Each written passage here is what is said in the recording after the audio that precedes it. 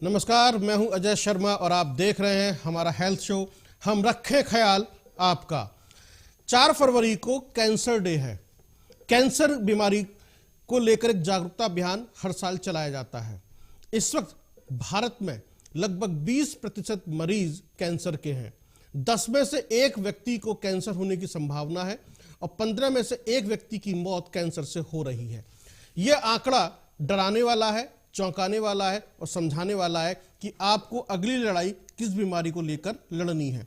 अभी आपने कोरोना से जंग लड़ी, अब आपको कैंसर से जंग लड़नी है। यदि आप अपने आसपास नजर दौड़ाएं तो आपको दिखाई देगा कि हर 10वां व्यक्ति या 15वां व्यक्ति कैंसर से पीड़ित है। अमूमन तौर पर देखा जाता है कि जो गांठ शरीर में देखी जाती है, पाई जाती है, वो कैंसर का सिम्टम्स माना जाता है।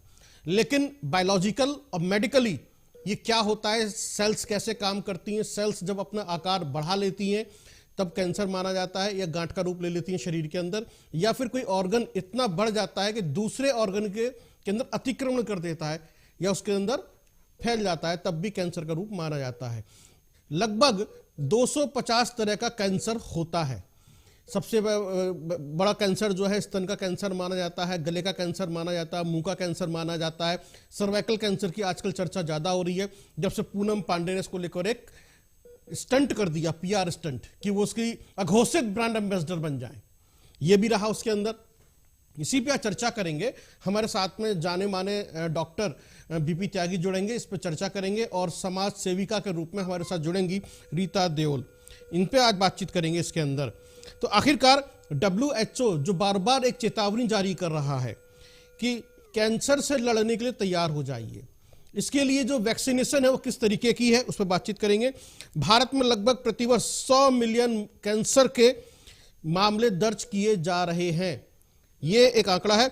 और लगभग 7,84,000 लोगों की कैंसर के कारण मौत हो रही है हर साल। ये है।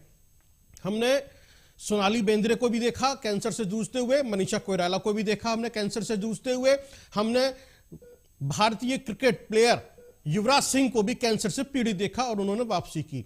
ऐसे बहुत सारे लोग हैं, लेकिन वो लोग भी हैं जो कैंसर से जिन्होंने दम तोड़ दिया, जो लड़ते लड़ते चले गए। कैंसर का इलाज बहुत महंगा है और फौरी तौर पर क्या क्या बचाव कर सकते हैं, या सरकारी अस्पतालों में कौन कौन से सरकारी अस्पताल हैं जो उसका इलाज कर रहे हैं, ये एक चर्चा का विषय रहेगा। फेफड़े का कैंसर, पेट का कैंसर भी है। आप देखें कि ये अलग अलग तरह के कैंसर हैं, 250 कैटेगरी मैंने आपको बताई हैं। तो एक बहुत ही असामान्य और खतरनाक स्थिति है आपके शरीर में होने वाली, जो आपको जाननी चाहिए, समझनी चाहिए क्या हो रहा है। तो वैसे बायोलॉजिकली जैसे मैंने कहा आपसे कि हमारा शरीर खरबों कोशिकाओं से मिलकर बना है। जो साइंस के स्टूडेंट्स हैं या जिन्होंने साइंस पढ़ी है या जो मेडिकल क्षेत्र से जुड़े हुए जो लोग हैं, वो जानते हैं कि सेल्स क्या होती हैं, कैसे काम करती हैं। इसी पे आज बातचीत करेंगे हम और बताएंगे कि आखिरकार कैसे पुरानी कोशिकाएं या डेड सेल्स कैसे खत्म हो जाती हैं, उनकी जगह नई कोशिकाएं कैसे बनती हैं, है ना। तो इसी पे बातचीत करेंगे। डॉक्टर बीपी त्यागी, आपका बहुत बहुत स्वागत है। डॉक्टर साहब, 4 फरवरी को कैंसर डे है, आज हम 3 फरवरी में हैं और कैंसर पर चर्चा कर रहे हैं। सरकार अपने स्तर पर लोगों को जागरूक कर रही है। ऐसे में सबसे पहले मैं आपसे ये जानना चाहता हूं, कैंसर है क्या और क्यों होता है? देखिए, कैंसर जो है एक ट्यूमर होता है। इसमें जो सेल्स की ग्रोथ होती है उसको हमारी बॉडी कंट्रोल नहीं कर पाती है। कुछ ऐसी हमारी ट्यूमर होते हैं जो हमारी बॉडी उसको कंट्रोल कर पाती है, उसको बिनाइन ट्यूमर्स बोलते हैं। लेकिन जो कैंसर वाली है उसको कंट्रोल नहीं कर पाती है और वो अनवांटेड ग्रोथ बढ़ती रहती है। और आप मान के चलें कि अगर हम इसको देसी भाषा में समझाएं तो ये हमारे शरीर में एक टेररिस्ट है। ये सारे खून को, सब जितने भी हमारे अंदर मिनरल्स हैं, विटामिन्स हैं, ये सबको अपने पास बुला लेता है और पूरे शरीर को कमजोर कर लेता है। आप अगर टेररिस्ट के हिसाब से इसको समझेंगे तो आपको सारी चीजें समझ में आ जाएंगी कि उनको सारी चीज अपने पास चाहिए और वो पूरे शरीर को फिर डेड कर देता है ऑलमोस्ट। ठीक है डॉक्टर साहब, जैसे अभी बात हो रही थी तो ये टिश्यूज, एक तरीके से टिश्यूज पर अटैक करता है, जैसे समझा जाए बायोलॉजिकली। हाँ, टिश्यूज पे, अनकंट्रोल्ड ग्रोथ होता है हाँ टिश्यूज पे सेल्स का। जी, तो टिश्यूज पे ये अटैक करता है, उनको खराब कर देता है। तो डॉक्टर साहब, जी। यदि हम कैंसर की कैटेगरीज की बात करें, कुछ कैटेगरीज मैंने भी बताई, कुछ कैटेगरीज ऐसी हैं जो बहुत ज़्यादा इस वक्त चर्चा का विषय हैं, वो थोड़ा आप जरूर बताइए हमारे दर्शकों को। और एक ओवेरियन कैंसर है, स्किन कैंसर है, लंग कैंसर है, कोलोन कैंसर है, प्रोस्टेट कैंसर है, ये जो कैटेगरीज हैं थोड़ा आप खुल के बताइए हमारे दर्शकों को कि कहाँ कहाँ उनको अब जागरूक होना चाहिए और किन बातों को ध्यान रखना चाहिए। वो देखिए, भारत आज के तारीख में 5वीं इकोनॉमी है जी। 5वीं इकोनॉमी हमारे यहाँ संसार में 30वें नंबर पर कैंसर यहाँ है जी। 5वीं इकोनॉमी में संसार में 30वें नंबर पर हम कैंसर के मामले में हैं जी। और जो पूरे संसार के 20% मरीज हैं कैंसर के, वो भारत में हैं और इसमें से 30% मरीज ऐसे हैं जिनको सिर्फ ये इलाज मिल पाता है। ये बहुत अफसोस की बात है जी जी जी कि सबसे ज्यादा कैंसर होते हुए 30वें नंबर पे हमारा भारत कैंसर के मामले में है, उसमें से 30% लोगों को इसका निदान मिल पाता है, 70% को नहीं मिल पाता है।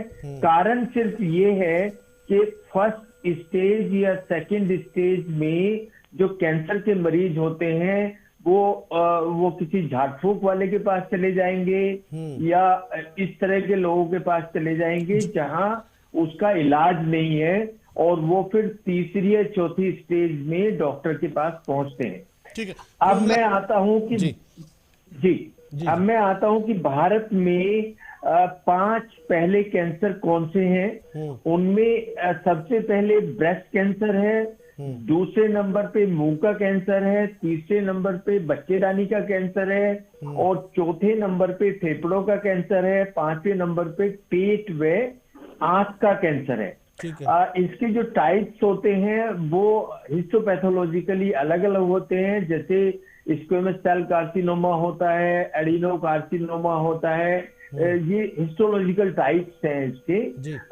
इसमें जो स्क्वेमस सेल कार्सिनोमा होता है जो वेल डिफरेंशिएटेड होता है, उसमें हमें प्रोग्नोसिस अच्छी मिलती है, मतलब उसमें जान बचने की संभावना अच्छी रहती है। ठीक है। लेकिन जो और बाकी ट्यूमर्स हैं उनमें जान का खतरा ज्यादा बना रहता है।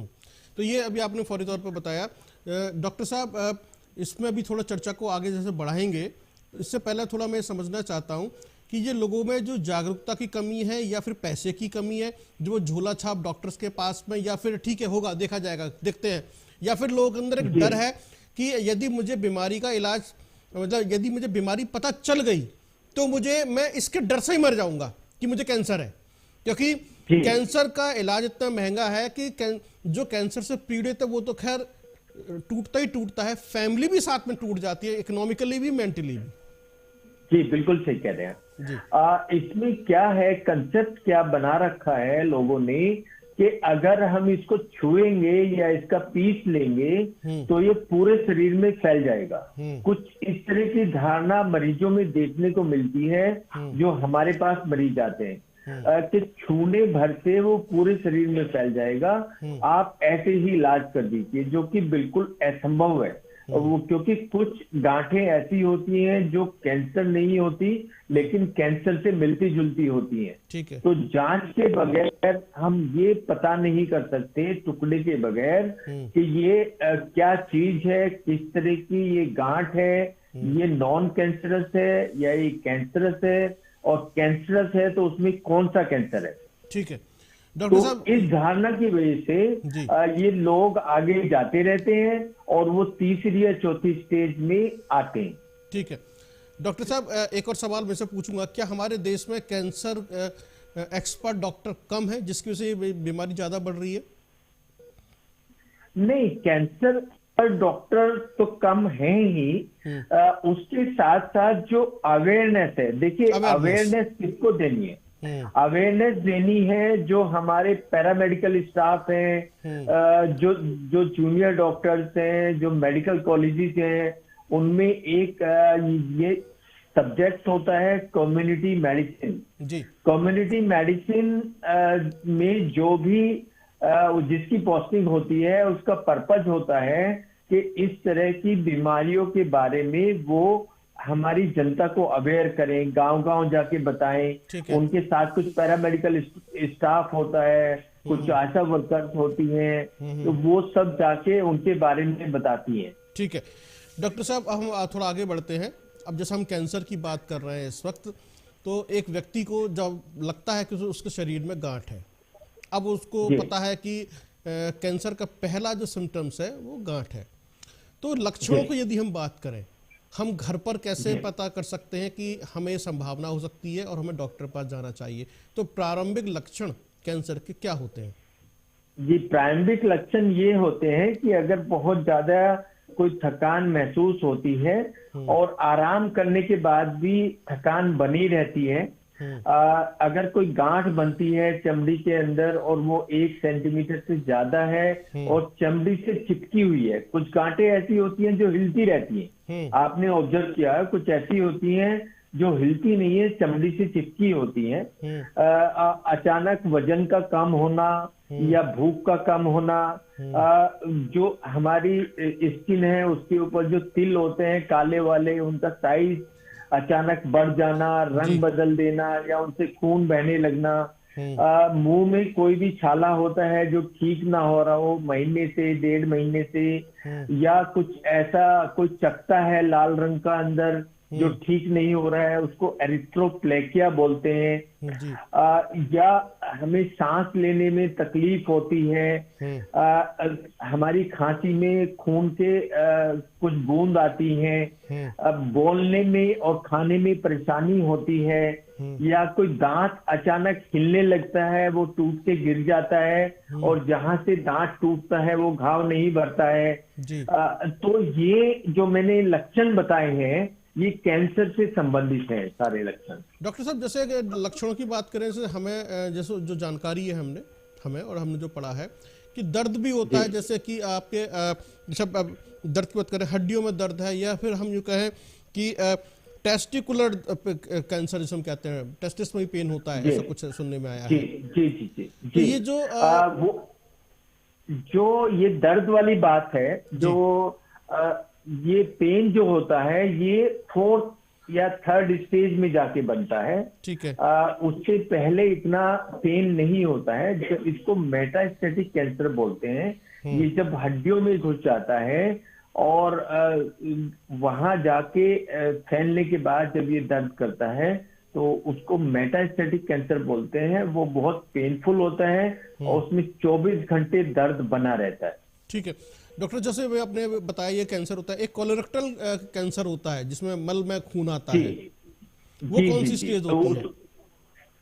जो कोलोरेक्टल कैंसर है वो जो खून आने वाली प्रक्रिया है उसमें दूसरी स्टेज में स्टार्ट हो जाता है और वो फिर स्टूल के साथ साथ या तो ब्लड आता है या स्टूल काले रंग का आता है, तो उसको हम मेलिना बोलते हैं, जो काले रंग का स्टूल आता है। या कुछ ऐसे लोग होते हैं जिनको पेशाब की थैली में कैंसर होता है, और पेशाब की थैली में कैंसर है इससे भी पेशाब के रास्ते से खून रिसने लगता है, ये भी 2nd स्टेज में शुरू होता है। ठीक है डॉक्टर साहब, जैसे अभी आपने इतनी सारी कैटेगरीज बताई और हमने कुछ जिक्र भी किया, यदि हम इसके कारणों की बात करें, एक तो जैसे होता है, जैसे डायबिटीज होती है, ट्रांसफर होती रहती है, परिवार में किसी को हुई थी तो आपको भी हो सकती है, क्या कैंसर में भी ऐसा ही है? और मतलब 2 तरह के कैंसर मैं समझना चाह रहा हूँ, क्या ये ट्रांसफरेबल डिजीज है या फिर किसी को भी हो सकती है और उसके कारण क्या होते हैं? नहीं, देखिए इसमें कुछ जीन हैं जो कैंसर के लिए रेस्पॉन्सिबल होते हैं, वो हमारा जनरेशंस में चलते हैं। ये खासकर जो ब्रेस्ट कैंसर होता है इसमें ये पाया जाता है कि अगर एक बहन को कैंसर है तो दूसरी बहन, तीसरी बहन या उनकी माँ को उसका चेकअप करवा लेना चाहिए। उनको भी संभावना बनी रहती है। ठीक है। कुछ और कैंसर ऐसे होते हैं, जैसे फेफड़े का कैंसर ऐसा होता है, मतलब कुछ कैंसर ऐसे होते हैं जो जीन के साथ साथ चलते हैं, और इस तरह का एक जीन उनमें पाया गया है जो ये कैंसर डेवलप करते हैं। ठीक है डॉक्टर साहब, जैसे हम कारणों की बात कर रहे हैं, हमने पहले देखा था, पुराना ऐड आया करता था जो भारत सरकार भी चलाती थी लोगों को जागरूक करने के लिए, आपने तंबाकू खाया है तो आपको मुंह का कैंसर हो गया, या सिगरेट पीने वालों को कैंसर हो गया। अब जैसे एक शराब पीने से भी कैंसर की संभावनाएं हैं क्या, इस शराब का कैंसर लीवर का जैसे बात कर रहे हैं, तो जबकि हम सिगरेट की डिब्बी पे भी देखते हैं लिखा होता है कि इससे कैंसर हो सकता है या तंबाकू से कैंसर हो सकता है, लोग फिर भी नहीं मान रहे हैं। ये एक समस्या है हमारे सामने। तो तंबाकू से या सिगरेट से या शराब से होने वाला कैंसर तो हमारे सामने है जो खान पान में आ गया, बाकी और क्या क्या कारण हो सकते हैं डॉक्टर साहब? वो देखिए, जो अनहेल्दी लाइफ स्टाइल है, इसमें जो आजकल ये फास्ट फूड चल रहे हैं हमारे, और जो जिम में प्रोटीन चल रही हैं, उनके अलग अलग नाम हैं, और जो ये खाने पीने में आजकल हमारे इंसेक्टिसाइड्स डल रहे हैं, एनवायरमेंटल पॉल्यूशन है, तो ये जो सब चीजें हैं, ये अलग फैक्टर्स हैं उससे जो आज की तारीख में कैंसर पैदा कर रहे हैं। डॉक्टर साहब, अभी आपने जो कहा कि पर्यावरण, तो पर्यावरण में जो एक तो पाया जाता है कार्सिनोजेनस का होना, है ना, कार्सिनोजेनस जो है, तो ये दिल्ली एनसीआर की हम बात करें, कितना पोल्यूशन है, AQI कितना हाई रहता है यहाँ पर, लोग को वैसे लंग्स की इतनी प्रॉब्लम्स हैं या दमे की बीमारियां भी हो जाती हैं, तो ये जो पोल्यूशन है इससे कितना % संभावना है कैंसर होने की? अब आप देखिए कि हम अगर कोई 1 या 2 सिगरेट लेता है तो उसको भी ये हम सोचते हैं कि इसको कैंसर हो सकता है। जो पॉल्यूशन है हमारे यहाँ एनसीआर में, वो है करीब 30 से 40 सिगरेट पर डे पीना। तो अब आप इमेजिन कर सकते हैं कि 30 से 40 सिगरेट पर डे जो नहीं पी रहा है उसके भी इतना धुआं और इतने कार्सिनोजन उसके नाक के रास्ते से, मुंह के रास्ते से फेफड़े में जा रहे हैं। तो ये इसलिए आजकल जो पॉल्यूशन है उसमें जितने भी ये सब कार्सिनोजन मिले हुए हैं, वो अब ज्यादा कारण बन चुका है एनसीआर में।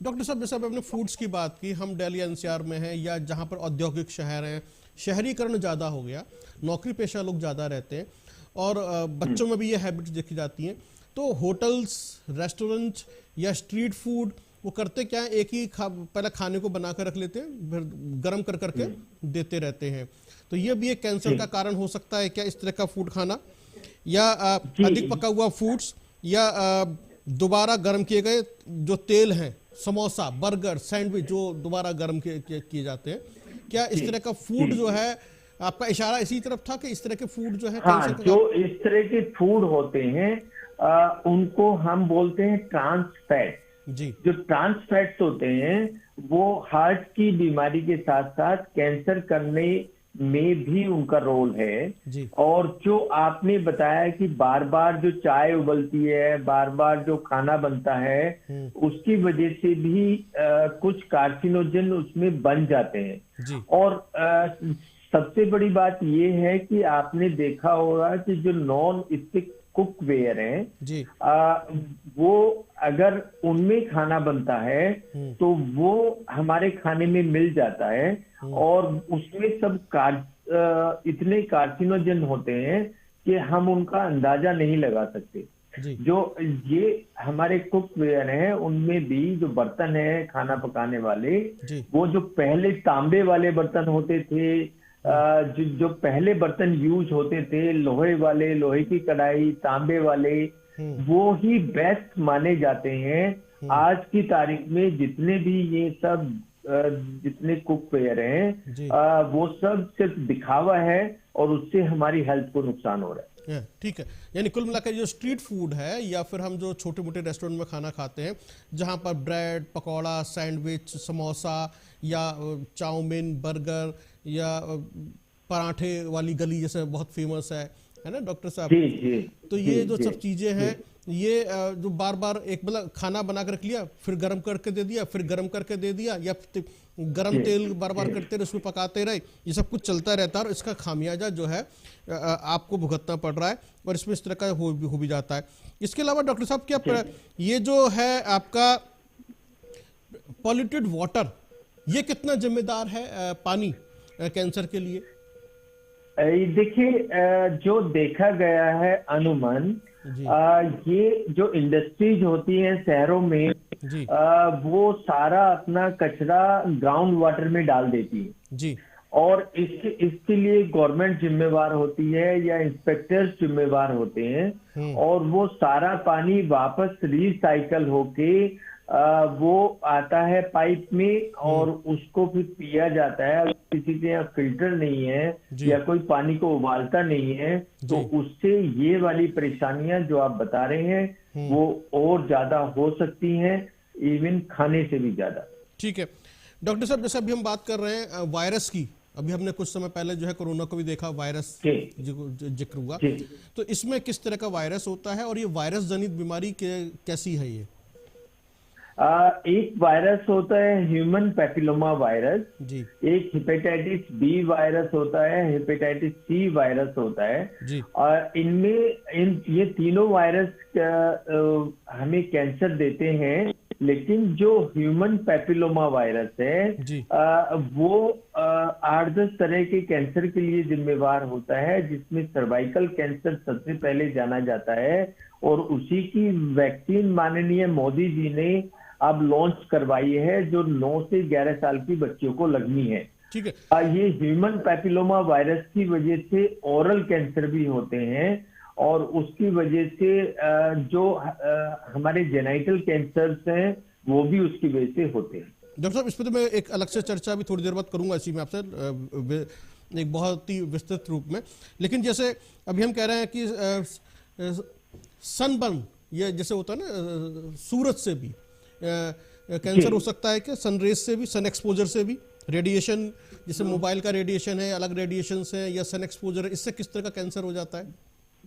जी, इससे स्किन कैंसर होता है। जो अल्ट्रावायलेट रेज होती हैं ये ओजोन लेयर के द्वारा रोकी जाती है। सूर्य से जो अल्ट्रावायलेट रेज निकलती हैं एक ओजोन लेयर होती है उसको रोक देती है। पर आजकल इतने सारे एसी चलने की वजह से और जो ये इतना ऑटोमोबाइल पॉल्यूशन है और जो एनवायरमेंटल पॉल्यूशन है उससे ओजोन लेयर में होल बन गए। ठीक है। होल बनने के कारण वहां से जितनी अल्ट्रावायलेट रेज आती हैं वो स्किन के ऊपर डायरेक्ट पड़ती हैं और कैंसर पैदा कर रही है। ठीक है डॉक्टर साहब, जैसे अब ये तो रहा अभी आप जो कारण पे हमने चर्चा की, हम थोड़ा सा इसके बात कर लेते हैं इसकी स्टेजेस के बारे में, 0 से लेके 4 स्टेज। थोड़ा आप हमारे दर्शकों को बताएं कि 0 से लेके 4 स्टेजेस में क्या क्या होता है। जी, इसमें देखिए अगर कोई 1 सेंटीमीटर से कम कोई लीजन होता है, वो कोई छाला होता है या कोई ऐसा लगता है कि अल्सर टाइप बन रहा है तो वो 1 सेंटीमीटर से कम होता है तो स्टेज 1 होता है जी। 1 सेंटीमीटर से ज्यादा अगर होता है 2 के आसपास होता है तो स्टेज 2 के आसपास होता है। लेकिन उस छाले के साथ साथ गांठ बन जाती है शरीर में कहीं भी जी। जो मैं अभी आपको बात कर रहा था कि 1 सेंटीमीटर से बड़ी कोई भी गांठ अगर शरीर में दिखती है तो वो स्टेज 3 में आता है। अगर गांठ बन जाती है तो वो 3 स्टेज में पहुंच जाता है। और जो चौथी स्टेज होती है वो सारे जितने भी हमारे ऑर्गन हैं उनमें पहुंचना और हड्डी तक पहुंचना वो चौथी स्टेज में आता है। अब डॉक्टर साहब, यदि इसके निदान की बात कर लें कि तो इसका जो एक उपचार निदान मतलब उसका क्या है ट्रीटमेंट इसका? इसमें वो देखिए पहले तो हम थोड़ा सा ये इससे बचाव मतलब के बारे में मैं ट्रीटमेंट से पहले डॉक्टर साहब पीछे रोक रहा हूँ, ट्रीटमेंट से पहले ना टेस्ट की बात कर रहा हूँ, कैसे हम टेस्ट करते हैं? जी हाँ, इसमें हम क्या करते हैं कि जैसे अगर कोई छाला है तो उसका हम पीस लेते हैं जी और पीस लेकर उसको जांच के लिए भेजते हैं। जी ये बहुत बड़ा टास्क है। आपके माध्यम से मैं सब लोगों को ये बताना चाहूंगा कि कहीं किसी किताब में ऐसा नहीं लिखा है कि उसका पीस अगर हम लेते हैं तो उसकी वजह से ये पूरे शरीर में फैल जाएगा। ये धारणा सब लोगों को अपने मन से निकालनी चाहिए। ऐसे कैंसर फैलता नहीं है, बल्कि हम उसका टेस्ट करते हैं। उससे हमें ये अंदाजा लगता है कि ये कौन सा कैंसर है, किस टाइप का कैंसर है। एक तो ये होता है कि हम FNAC टेस्ट या बायोप्सी टेस्ट करें। ठीक है। उसके बाद जो टेस्ट होता है, अगर वो कंफर्म हो जाता है कि ये कैंसर का छाला है या कैंसर की गांठ है, तो फिर उसके लिए हम पैट स्कैन करते हैं। जो पैट स्कैन होता है उससे अंदाजा ये लगता है कि एक तो वो कितना बड़ा लीजन है और वो पूरे शरीर में नहीं फैला हुआ है, तो वो पैट स्कैन से हमें आइडिया लग जाता है। ठीक है। फिर जब ऑपरेशन वाली अगर बात आती है, जो कि हम ऑपरेशन से पहले प्लान करते हैं, उसमें CT स्कैन और MRI को फ्यूज करके हम उस लीजन के बारे में देखते हैं कि ये कैंसर जो लीजन है ये कहाँ कहाँ चिपका हुआ है, कौन सी खून की नस से, कौन आसपास कोई ऐसी चीज तो नहीं है जिसको उसको छुड़ाना पड़ेगा। तो वो हमें CT और MRI की फ्यूज इमेज करने से उसका अंदाजा लग जाता है। स्टेज 1 से स्टेज 3 तक जो कैंसर के फोड़े होते हैं, इनको हम ऑपरेशन करके बाहर निकाल सकते हैं और उसके बाद उनको हम कीमोथेरेपी और रेडिएशन देके 5 साल तक कम से कम ठीक कर सकते हैं। लेकिन जो चौथी स्टेज वाला ट्यूमर होता है, कैंसर होता है, उसमें सिर्फ पैलिएटिव ट्रीटमेंट होता है। पैलिएटिव ट्रीटमेंट का मतलब ये है कि अगर किसी को दर्द हो रहा है तो दर्द की दवाई दे दीजिए, सांस में दिक्कत हो रही है तो ऑक्सीजन दे दीजिए, मतलब जो सिम्टोमेटिक ट्रीटमेंट हम दे सकते हैं वो दिया जाता है। ठीक है डॉक्टर साहब, इसमें थोड़ा सा आगे बढ़ेंगे। जैसे भी हम बात कर रहे थे जागरूकता की कमी है, तो हमने समाज सेविका को इस शो में इनवाइट कर लिया है कि वो समाज से सेवा करती हैं, कैंप लगाती हैं, मेडिकल कैंप भी लगाती हैं। बात करेंगे। मैं स्वागत कर रहा हूँ समाज सेविका, सोशल एक्टिविस्ट और संकल्प वेलफेयर सोसाइटी चलाती हैं गाजियाबाद से, रीता जी। रीता जी, आपका बहुत बहुत स्वागत है शो के अंदर। कैंसर को लेकर हम चर्चा कर रहे हैं रीता जी, और आप गाजियाबाद में और दिल्ली NCR में अपना एक NGO चलाती हैं यहाँ से। तो रीता जी, अब जो चर्चा चल रही है कैंसर को लेकर, और कल जो है कैंसर डे है, डॉक्टर BP त्यागी हमारे साथ बने हुए हैं, चर्चा में बातचीत कर रहे हैं। रीता जी, आपके पास आऊँगा। पहले मैं एक चर्चा को थोड़ा और आगे बढ़ा लूँ। डॉक्टर साहब, हम इलाज की तरफ जाते हैं, तो इसका कैंसर का इलाज क्या है? वो देखिए, जो अभी मैंने बताया, स्टेज 1, स्टेज 2 और स्टेज 3 जी का इलाज होता है ऑपरेशन करके उस कैंसर को और उसकी गांठों को निकालना। ठीक है। और उसके बाद अगर जरूरत होती है, कोई मार्जिन ऐसा पॉजिटिव आता है टेस्ट में, तो उसके बाद उसको हम कीमोथेरेपी 6 साइकिल देते हैं और 30 दिन उसको हम सिकाई करते हैं, जिसको रेडिएशन बोलते हैं जी। ये इलाज होता है पूरा कैंसर के लिए। ठीक है, ठीक है डॉक्टर साहब, ये तो रहा इलाज। और कीमोथेरेपी का भी आपने जिक्र कर दिया, सर्जरी का भी जिक्र कर दिया, रेडिएशन थेरेपी भी इसमें आ रही है कि कोशिकाओं को लेकर ये होती है। अभी हम बात कर रहे हैं कुल मिलाकर सर्वाइकल कैंसर की, जिसको लेकर मोदी जी ने एक वैक्सीन लॉन्च की है, सर्वाइकल कैंसर, जिसको लेकर चर्चा हुई। और पूनम पांडे ने कह दिया कि साहब वहां से आ गया मैसेज, उनका निधन हो गया सर्वाइकल कैंसर से। अघोषित ब्रांड एम्बेसडर बन गई वो पूनम पांडे इसकी। अब हम बात करेंगे महिलाओं में ये सबसे ज्यादा हो रहा है। तो डॉक्टर साहब, सर्वाइकल कैंसर के शुरुआत रीजन क्या है, कारण क्यों हो रहा है ये सर्वाइकल कैंसर? और सर्वाइकल कैंसर सिर्फ महिलाओं में ही है या जो पुरुष है उसमें भी है? एक थोड़ा गंभीर सवाल है। लेकिन जो मैं मैं आपको ट्रांसजेंडर्स बता की देता बात कर रहा हूं, ट्रांसजेंडर्स की। जी। नहीं, मैं आपको समझा देता हूँ। जो ये सर्विस वाला जो एरिया होता है, जी ये हमारी बच्चेदानी होती है, उसके नीचे वाला एरिया होता है। जी तो ये जो सर्वाइकल कैंसर है, ये सिर्फ फीमेल्स में होता है, हम्म और इसका जो मेन रीजन होता है वो ह्यूमन पैपिलोमा वायरस होता है। और उसके साथ साथ अगर कोई अनहेल्दी वे में अपनी लाइफ जीता है, या कुछ ऐसी महिलाएं हैं जो बहुत ज्यादा अलग अलग लोगों से सेक्स करती हैं, तो उन लोगों में ज्यादा ये मिलता है। यानी कि एड्स से थोड़ा सा हम उसको कंपेयर कर लें, जैसे एड्स फैलता था जी। डॉक्टर साहब, वैसा ही कुछ ऐसा है? नहीं, एड्स तो वायरस से फैलता है। वो HIV वायरस होता है, वो तो नहीं खून से भी मतलब जैसे फैलता वो है अगर एक किसी को। हाँ। हाँ, एक सेफ प्रैक्टिस, अनसेफ प्रैक्टिस की वजह से ये फैल जाता है, ये जो कहने का मतलब है। रीता जी, जैसे सर्वाइकल कैंसर का जिक्र चल रहा है और महिलाओं में सबसे ज़्यादा ये हो रहा है, आप भारत सरकार की तरफ से मोदी जी ने इसकी वैक्सीन को भी लॉन्च किया है, आप जागरूकता कैंप लगाती हैं, तो आपको क्या लगता है कि महिलाओं में इसके लिए क्या रीज़न है आपकी नज़र में, जो आपको ज़मीनी सतह पर कुछ जानकारी हो उसकी? अजय जी, इसका मेन कारण जो है, जो डॉक्टर साहब ने हमारे पहले ही बता दिया कि एक वायरस है।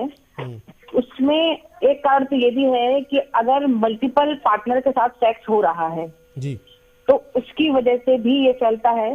सेकेंडली, कि अगर हाइजीन मेंटेन नहीं किया जा रहा है जी तो उसकी वजह से भी फैलता है। तो देखो, मल्टीपल पार्टनर से सेक्स होते हैं तो उसमें हमको सेफ्टी यूज करनी है और लोगों को इसके लिए जागरूक भी करना है। इस पे देखो बहुत चर्चा होती नहीं है। अगर जब मैं महिलाओं के बीच में बैठती हूँ तो मैं वही आपको आपसे पता है जानना कि चाहता हूँ, हिंदुस्तानी मैं संस्कृति, रीता जी, हाँ, मैं वही जानना चलती है चाहता हूँ। हिंदुस्तानी। एक मिनट, रीता जी, मैं जो जानना चाहता हूँ आपसे, आप मेडिकल कैंप लगाती हैं, महिलाओं के बीच में रहती हैं, आपसे चर्चाएं करती होंगी, तो किस तरह की परेशानियां आती हैं महिलाओं के सामने और आपको जो सुनने के लिए मिलता है कि ये रीजंस? देखो, लेडीज पहले तो खुल के बात नहीं करती हैं। अगर उन्हें कोई समस्या है इससे रिलेटेड तो वो ना तो फैमिली में बताती हैं, ना वो डॉक्टर तक जाती हैं। जब तक कि वो इतना सीवियर ना हो जाए कि वो अपनी रूटीन लाइफ में डिस्टर्ब हो जाए, तब तक वो जाती नहीं है, और वो फिर तब तक फैल चुका होता है। अच्छा, वैक्सीन को लेकर भी जागरूकता नहीं है। और अगर आप आज भी रूरल एरिया में चले जाइए तो आज भी कपड़ा इस्तेमाल होता है और बहुत अनहाइजीनिक तरीके से लाइफ स्टाइल जी जाती है। जी तो उसमें दिखाई दिया कि एक तो लेडीज का बात ना कर पाना, जी बच्ची अपनी माँ से भी कई बार नहीं कह पाती है, वाइफ अपने हस्बैंड से नहीं कह रही है, फैमिली में बात नहीं कर रही है इसके बारे में। जी दूसरा, अवेयरनेस भी नहीं है, क्योंकि उनको ये नहीं पता कि इससे कहाँ तक चीजें फैल सकती हैं। ठीक है, तो वही इस पे हम चर्चा कर रहे हैं कि इनिशियल सिम्टम, जी इसी पे चर्चा कर रहे हैं, अवेयरनेस जो नहीं है, तो क्या इसके लिए भी एक युद्ध स्तर पर एक अवेयरनेस कैंप लगानी चाहिए, जैसे महिला शक्ति मिशन चला, ऐसी भारत सरकार को ऐसा भी कुछ मिशन शुरू कर देना चाहिए? बिल्कुल अजय जी, बहुत आवश्यकता है। हमारे बहुत एक्सपीरियंस डॉक्टर आपके साथ जुड़े हुए हैं, उन्होंने पहले ही कहा, जैसे बहुत छोटा सा एग्जांपल उन्होंने पकड़ा FNAC जी कि अगर गांठ है, FNAC कराने से लोग डरते हैं, उन्हें लगता है कि FNAC कराएंगे तो वो कैंसर फैल जाएगा, जबकि ऐसा है नहीं। दूसरा, जो दूसरी बीमारियां होती हैं उसमें जो सर्जरी होती है वो हमेशा लास्ट ऑप्शन रखा जाता है जी कि ठीक करो। लेकिन अगर कैंसर जैसी बीमारी अगर किसी को है, उसमें अगर डॉक्टर सर्जरी रिकमेंड करता है तो वो हमेशा फर्स्ट ऑप्शन होता है, क्योंकि उससे पूरा का पूरा कैंसर शरीर से बाहर निकाल दिया जाता है। बाद में chemotherapy, immune therapy, hormone therapy, आज की तारीख में बहुत सारी थेरेपी अवेलेबल है जो दे के पेशेंट को ठीक किया सकता है। लेकिन आज की तारीख में भी लोग, मतलब आप ये समझिए कि पुरानी टीवी में जैसे लोग देखते थे ना कि खून की उल्टी आई, उसको देख के लगा कैंसर, और उसके बाद कुछ दिन बाद हीरो या हीरोइन जो भी थी वो मर गया। ये अभी भी मानसिक स्थिति लोगों की है कि कैंसर मतलब मर जाना। जी बिल्कुल, बहुत बड़ी बात और हम उसका ट्रीटमेंट नहीं करा पाएंगे। आज भी ऐसी दवाइयां इंडिया में अवेलेबल हो गई हैं कि पेशेंट जो है पूरी लाइफ जी जाता है, कैंसर नहीं खत्म होता उसका, थोड़ा थोड़ा रहता है, बट वो दवाइयों के सारे पूरी लाइफ जी जाता है। जी और कुछ कैंसर ऐसे हैं जो पूरी तरह से खत्म किए जा सकते हैं। लेकिन सिर्फ अवेयरनेस ना होने की वजह से रूरल एरिया में तो पेशेंट बाहर निकलना ही नहीं चाहता है। ठीक है। अच्छा, वहां पे एफएनएसी हो जाती है पर बायोप्सी का ऑप्शन नहीं है। तो ऐसी अब बहुत सारी अवेयरनेस की हमें आवश्यकता है रूरल एरिया में भी और साथ में आपके अर्बन एरिया में भी, जहां पे महिलाओं को और लोगों को जागरूक किया जाए कि कैंसर मतलब हमेशा मरना ही नहीं है, आप जी सकते हो। मतलब कैंसर से आप मरोगे नहीं, आपको जी ध्यान सकते हो, रखना है। सिर्फ लड़ना है आपको, बिल्कुल, सिर्फ बस लड़ना है। yes, आपको लड़ना है, कैंसर से लड़ना है। अगर आपने वो हिम्मत जुटा ली हम्म, तो आप जी सकते हो। मेरे सामने ऐसे कई पेशेंट हैं जिनको डॉक्टर ने कहा कि इनकी डिजीज कहती है कि 6 महीने नहीं जिएंगे, पर वो पावर के 6 साल काट गए। जी, आपने बहुत बड़ी बात कही, बहुत फर्क पड़ता है मेरे से। आपने बहुत बड़ी बात कही। जैसे कोरोना के लिए हमने लड़ाई लड़ी थी, हमने कहा हिम्मत रखिए, हम जीत जाएंगे, हम बच जाएंगे। तो जो जिसने हिम्मत रखी वो कोरोना से जंग जीत गया, वो आगे वो जी गया, वो आज भी हमारे सामने है। थोड़ा सा फर्क पड़ा उनकी सेहत पर, लेकिन वो जीवित हैं, बच गए। और जो कोरोना का डर से ही चले गए कि हाँ मुझे कोरोना हो गया, फौरी तौर पर सर्दी खांसी जुकाम बुखार हुआ, कोरोना की सेकंड वेव में या थर्ड वेव में उन्हें लगा मुझे तो कोरोना हो गया, मैं खत्म हो गया, वो डर से ही खत्म हो गए। तो अब ये जो जागरूकता की बात हो रही है, और आप जो यहाँ सोशल एक्टिविस्ट के रूप में आप कैंप लगाती हैं, डॉक्टर साहब भी सोशल एक्टिविस्ट के रूप में बहुत सारे कैंप लगाते हैं, तो आखिरकार जागरूकता को लेकर सरकार जो कर रही है वो तो कर ही रही है, लेकिन as a social activist Rita ji, मैं आपकी बात कर रहा हूँ, क्या क्या होना चाहिए और किस तरीके से होना चाहिए, ये एक सवाल है आपसे मेरा, और आप क्या कर रही हैं? देखिए मेरा तो मानना ये है, हमें युद्ध स्तर पे काम करना है जी। आपको उस हर सोसाइटी में चाहे वो आरडब्ल्यूए हो, चाहे वो कॉलोनी हो, आपको हर स्कूल में जाना है जहां बच्चियां हैं। और कोई बुराई नहीं है कि आप लड़कों से भी इसके बारे में बात करते हैं, ठीक है, क्योंकि अगर लेडीज बात कर रही है, अगर जेंट्स उसको सुन नहीं रहा, उसको शर्म आ रही है, तो भी ये हाफ सोल्यूशन है। तो अगर हमें ये समाज में ये स्तर पैदा करना पड़ेगा कि बच्चियां खुल के कह पाए, और जब जेंट्स से बात हो तो उसमें हिचके नहीं, वो भी उन्हें आगे जाए। क्योंकि कई बार क्या होता है कि हस्बैंड कहते हैं कि भाई क्या परेशानी हो रही है। अभी आप गांव में देखिए, जैसे लेडीज से मैं कहती हूँ तो वो कहती है कि जी हमने हस्बैंड से कहा, तो उन्होंने कहा कि हमसे क्यों बता रही हो, माता जी को कहो जाके। तो वो बहू को सास के पास भेज दिया। अब सास भी क्या करें, अब वो किससे कहे जाके। तो कई बार बेटी बहू और सास में ही कहानी उलझ के रह गई। तो हमें एक मेंटल लेवल बदलना है कि फिर खुल के बात होनी चाहिए, कोई बुराई नहीं। देखो ये ह्यूमन लाइफ है, ये बहुत नॉर्मल चीजें हैं, इसमें क्यों शर्म है भाई। हम जब शादी खुलेआम कर सकते हैं तो इन बातों पे बात क्यों नहीं कर सकते खुलेआम। बिल्कुल, मतलब हमें थोड़ा सा ओपन होना पड़ेगा, बोल्ड होना पड़ेगा, खुल के इस पर बातचीत करनी पड़ेगी, तभी जाके ये समस्या का समाधान निकलेगा। और आपने जो ग्रामीण क्षेत्र की महिलाओं का जिक्र किया, या जिसका अभी हमारे पास डाटा नहीं है, तो ग्रामीण क्षेत्रों में भी कैंसर बहुत तेजी से फैल रहा है और वहां पर बातचीत करने की आवश्यकता है। और पुरुषों को ही अपनी महिलाओं का, चाहे वो पत्नी के रूप में हो या किसी दोस्त के रूप में हो, उसका ध्यान रखना पड़ेगा, उससे बातचीत करनी पड़ेगी। क्या तुम्हें इस तरह के सिम्टम्स हैं या नहीं है?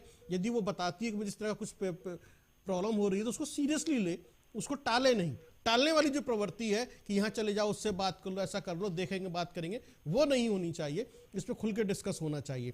डॉक्टर साहब, तो जिस तरीके से रीता देओल बता रही है कि ग्रामीण क्षेत्रों की महिलाओं की अलग समस्याएं, वहाँ खुल के बातचीत नहीं हो पाती है, और उन्होंने कहा इच्छा शक्ति, दो चीजें उन्होंने कही, तो ये जो है शहरों के साथ साथ ग्रामीण क्षेत्रों में भी है, ये पैर पसार चुका है पूरी तरीके से। इसलिए जो डाटा आया 20% वो शहरी और ग्रामीण क्षेत्रों का है, वहां पर भी है, दोनों का है। तो ग्रामीण क्षेत्रों में जो इसके रीजन है कैंसर के, वो जो है शायद जो हम जो खाना खाते हैं पेस्टिसाइड्स वाला और पॉल्यूटेड एनवायरनमेंट है, वाटर है, ये इसके लिए जिम्मेदार हैं, और ये सब चीजें, क्योंकि शहर का 50% व्यक्ति पास के शहर में या कस्बे में नौकरी करने, काम धंधे के लिए आता है, ये भी एक वजह है।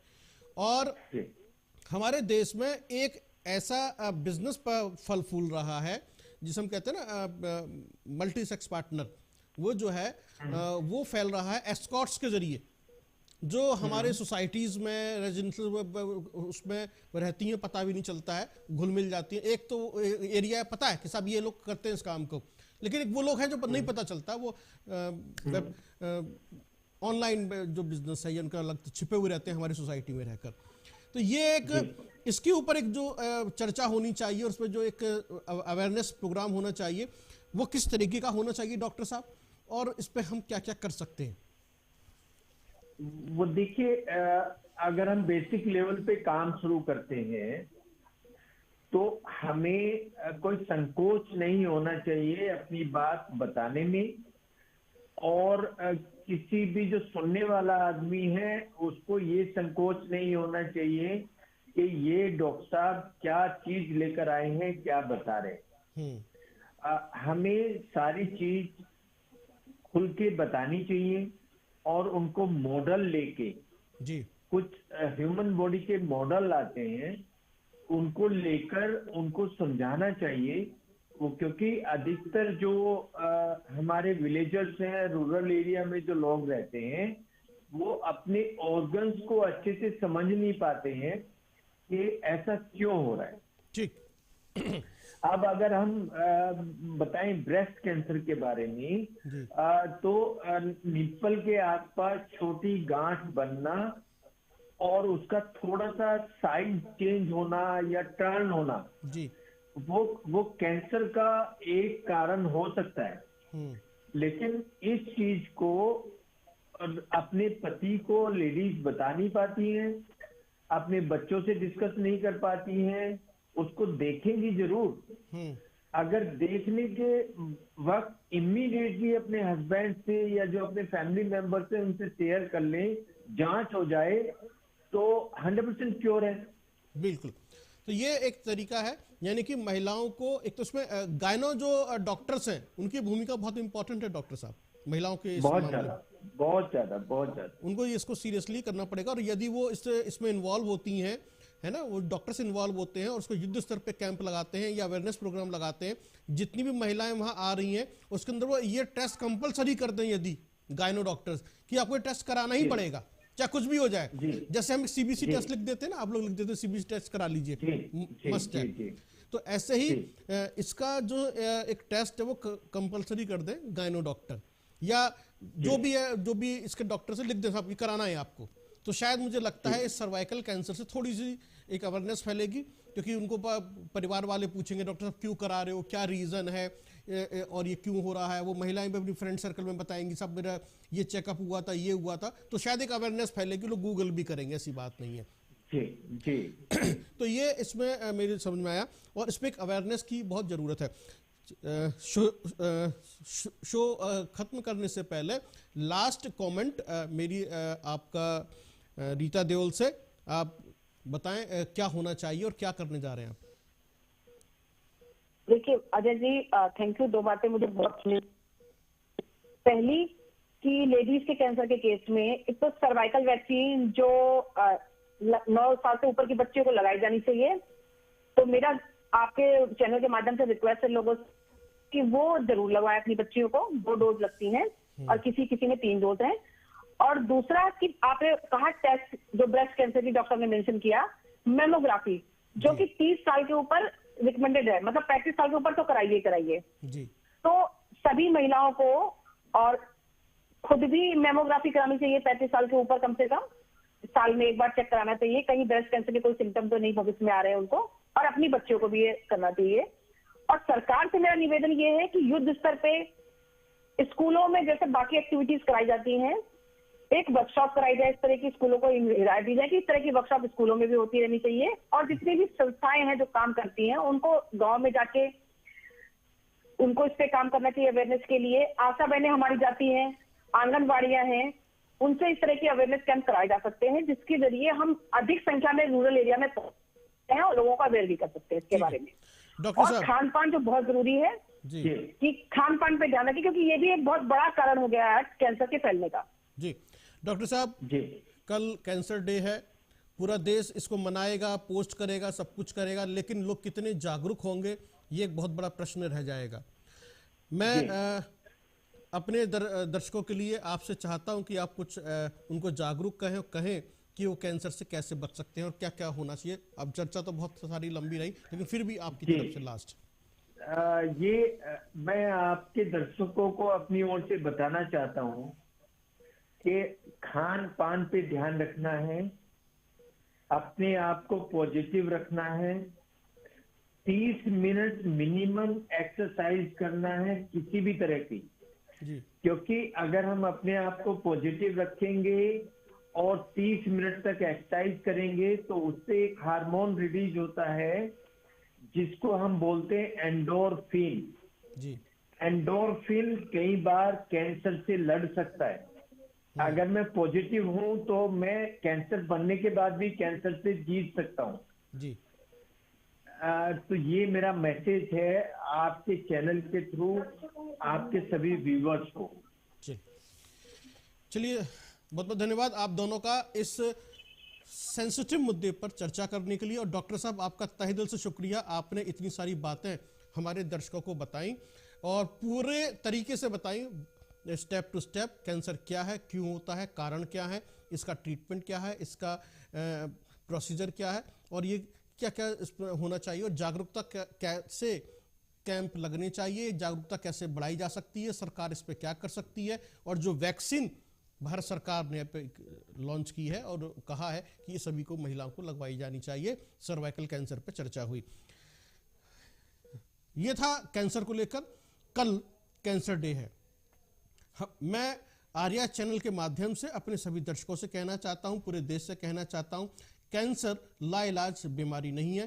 कैंसर से आप जीत सकते हैं यदि आप पॉजिटिव रहें, आपको सिर्फ दृढ़ इच्छा शक्ति रखनी है।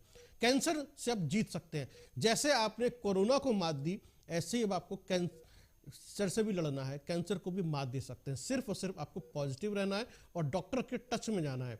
जैसे ही आपको लगता है कि ये गांठ है, ऐसा कुछ हो रहा है, तुरंत चेकअप कराइए, कहीं आपको कैंसर तो नहीं।